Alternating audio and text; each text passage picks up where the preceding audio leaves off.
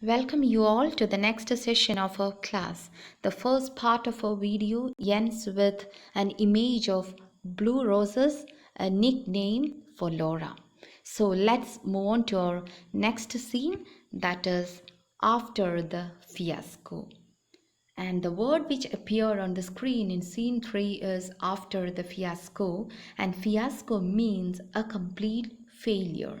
And in the play, the fiasco means Laura's college attendance. So Amanda enrolled Laura in a business college to make her independent.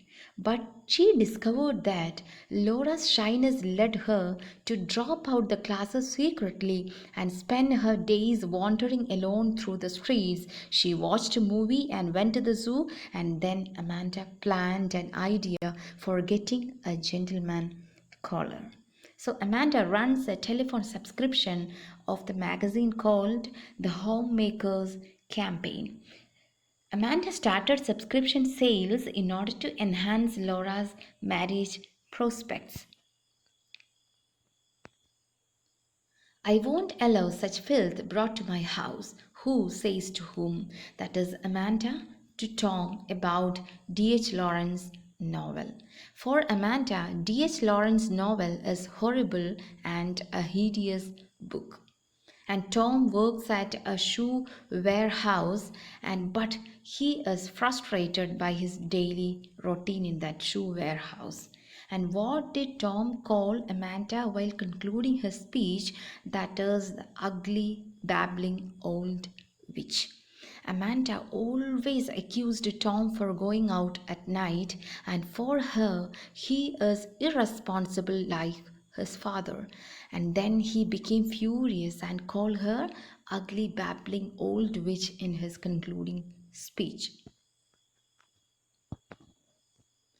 When did the name Glass Menagerie appear on the screen? That is when Laura's collection of glass animal figures were broken by Tom by throwing his coat. And what did Amanda call out every morning that Tom abhors? The answer is rise and shine. So when Amanda called out every morning with rise and shine, Tom considers it with disgust and hatred. And what is the role of Laura between Tom and Amanda? So that is of a peacemaker. So both the mother and the son, Tom, they always quarrel each other, and Laura is the peacemaker between them. Where does Tom go at night? So he goes to the movie of adventure and which he laments absent from his life and career. And when Tom mentioned the term adventure, what appeared on the screen? That is a sailing vessel. Who says man is by instinct a lover, a hunter, and a fighter?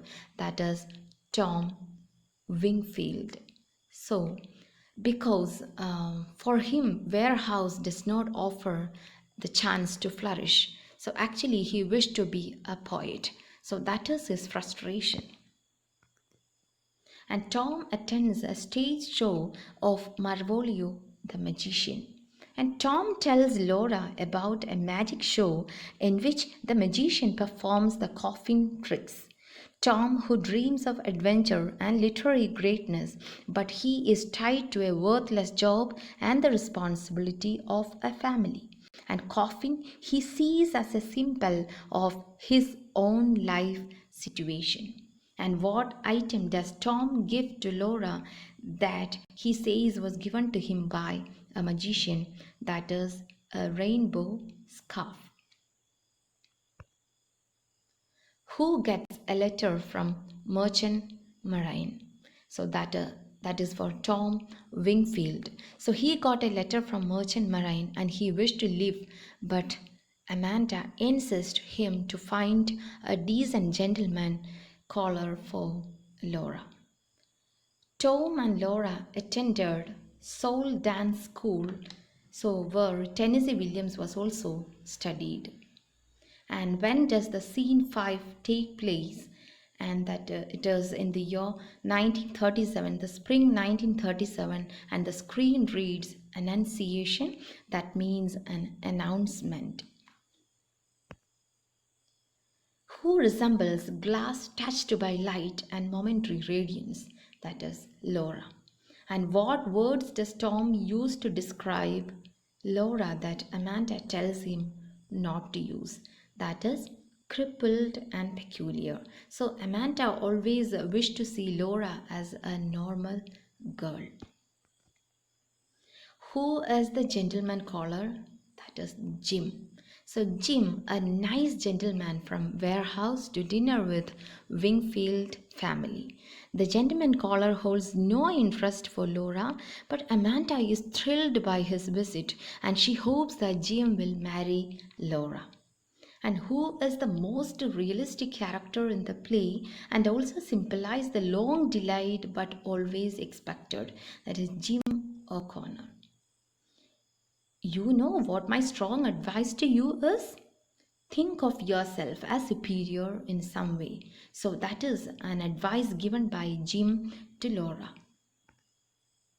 And what is the name of the girl with whom Jim is engaged to? So actually Jim is already engaged to a girl named Betty. The power of love is really pretty tremendous. Love is something that changes the whole world. That is Jim's words about Betty to Laura. And what future career does Jim tell Laura that he sees for himself, and that is of a television producer? And Laura offered a broken unicorn as a souvenir to Jim. And the symbolic significance of the unicorn, as Laura's favorite unicorn is extinct in modern times, and Laura too is unusual, lonely, and ill adapted to the existence of the world. And who called Tom as Shakespeare? It is Jim O'Connor, because of Tom's interest in writing poetry. And who is the selfish dreamer according to Amanda? So that is Tom.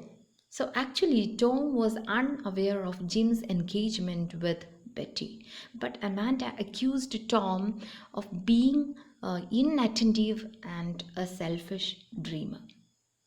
I didn't go to the moon, I went much further, who says? So Tom in his concluding speech, because Tom wished to seek adventure in his life. Who asked Laura to blow out the candles in the concluding part of the play?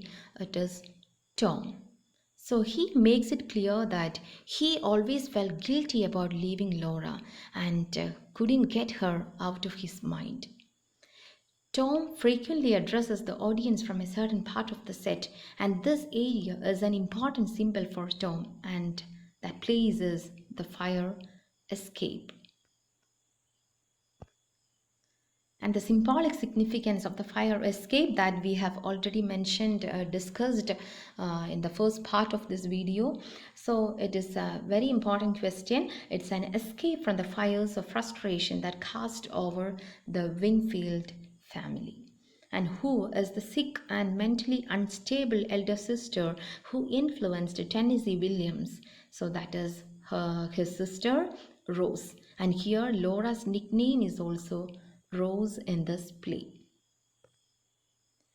In the first speech, Tom alludes certain atrocity in Europe that is mentioned several times by Tom throughout the play. And what is that? It is Pablo Picasso's 1937 anti-war painting Guernica.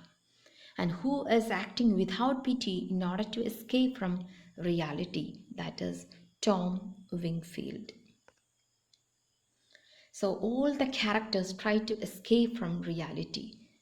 Laura in her world of glass animals, and Amanda, glorious days of her youth in Blue Mountain, and Jim, So he is dreaming of an executive position, and only Tom has trouble to find a way out. So Tom's desire for freedom and inability to escape from the emotional tension underlying the play. So let's wind up the class and hope you got some key points for your exams. So it's a wonderful play and you should read it in detail. So please don't forget to comment on my class. Thank you for watching.